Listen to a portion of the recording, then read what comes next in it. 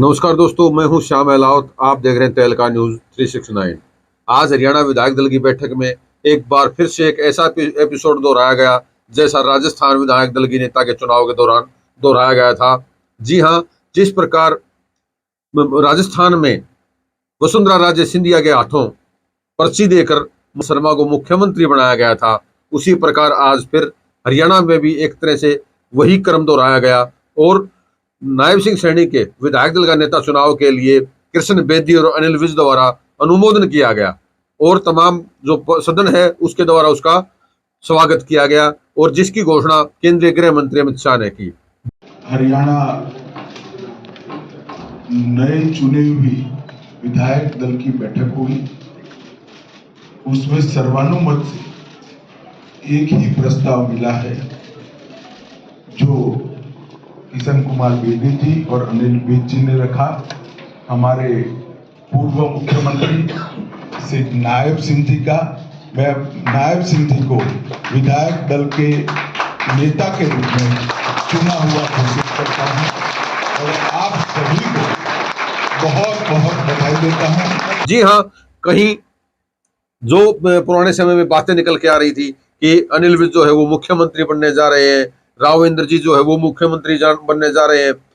नायब सिंह सैनी के ऊपर सवाल आ रहे थे, वो तमाम सवाल और तमाम कयास आज अमित शाह की मौजूदगी में वो खत्म कर दिए गए। और वही जो एक तरह से राजस्थान में जिस तरह से वसुंधरा राजे सिंधिया अपने आप को मुख्यमंत्री मान के चल रही थी और ऐन समय भाजपा आला कमान ने तमाम चीजों को दरकिनार करते हुए एक नई कहानी लिखी थी, उसी प्रकार हरियाणा के जो जितने भी तमाम सवाल उठ रहे थे, चाहे वो नायब सिंह सैनी को लेके ये था कि सिर्फ उनको विधानसभा में यूज किया गया है या उनको डम्मी रबड़ स्टैंप से सीएम कहा जा रहा था, आज उन तमाम कयासों को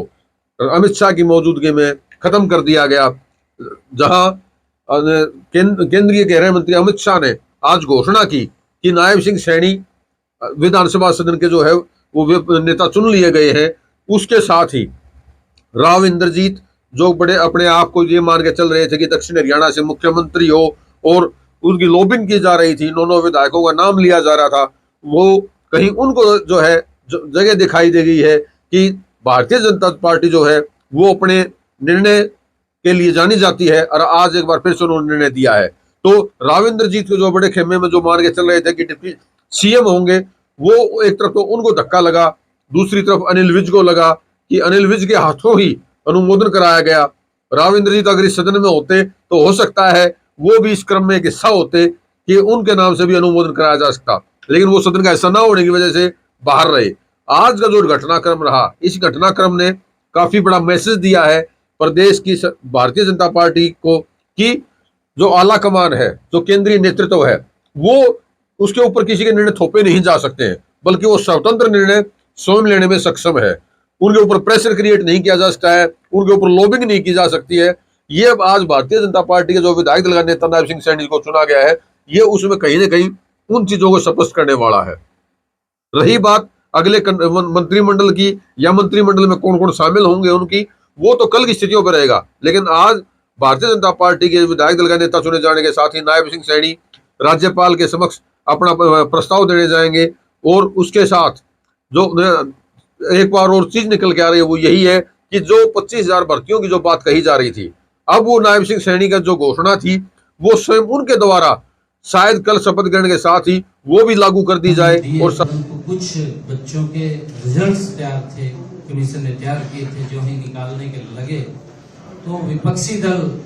वो चीफ इलेक्शन कमीशन के पास गया और हाई कोर्ट में चला गया, तो उसके ऊपर रोक लगी थी। हमने ये अनाउंसमेंट किया था कि हम